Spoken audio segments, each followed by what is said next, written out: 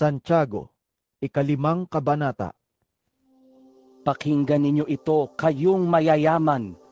Tumangis kayo at humagulgol dahil sa mga kapighatiang darating sa inyo. Bulok na ang inyong mga kayamanan at kinain na ng mapanirang insekto ang inyong mga damit.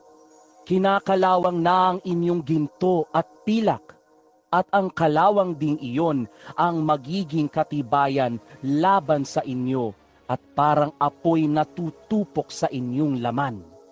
Iyan ang kayamanang inimpok ninyo para sa mga huling araw. Sumisigaw ang mga manggagawa sa inyong mga bukirin dahil hindi ninyo ibinibigay ang kanilang mga sahod. Umabot na sa pandinig ng Panginoong makapangyarihan sa lahat ang mga hinaing ng mga mang-aani na inyong inapi. Nagpasasa kayo sa kalayawan at karangyaan dito sa lupa. Nagpataba kayong parang mga hayop na kakatayin.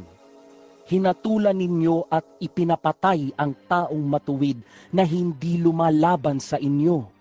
Kaya nga mga kapatid, magtiyaga kayo hanggang sa pagdating ng Panginoon.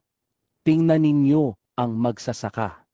Buong tiyaga niyang hinihintay ang mahalagang ani ng kanyang bukirin at inaabangan ang pagdating ng tag-ulan. Dapat din kayong magtiyaga.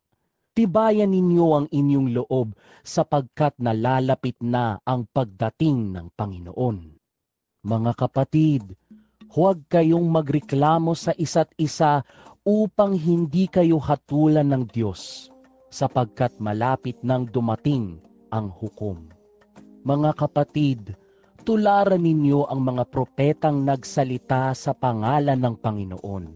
Buong tiyaga silang nagtiis ng kahirapan. Sinasabi nating pinagpala ang mga nagtitiyaga at nagtitiis. Narinig na ninyo ang tungkol sa pagtitiis ni Job at ang ginawa sa kanya ng Panginoon sa bandang huli. Talagang napakabuti at tunay na mahabagin ang Panginoon. Ngunit higit sa lahat mga kapatid, huwag kayong manunumpa.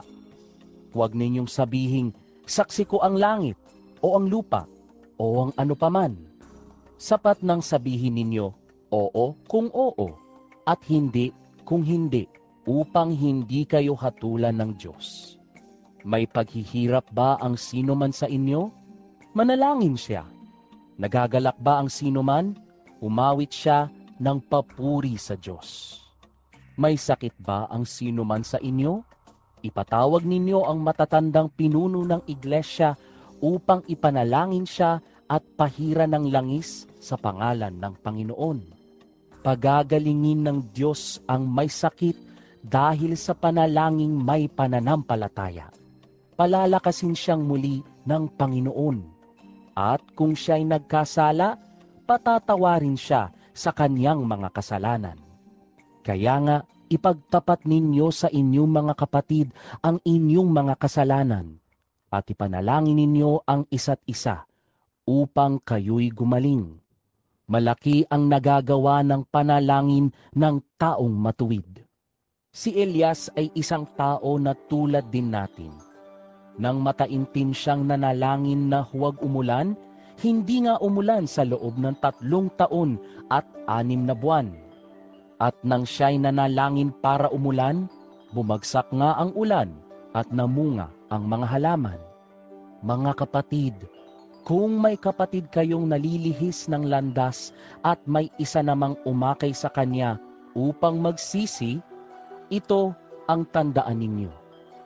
Sino mang makapagpabalik sa isang makasalanan mula sa kanyang maling pamumuhay ay nagliligtas ng isang kaluluwa sa kamatayan at nagpapawi ng maraming kasalanan.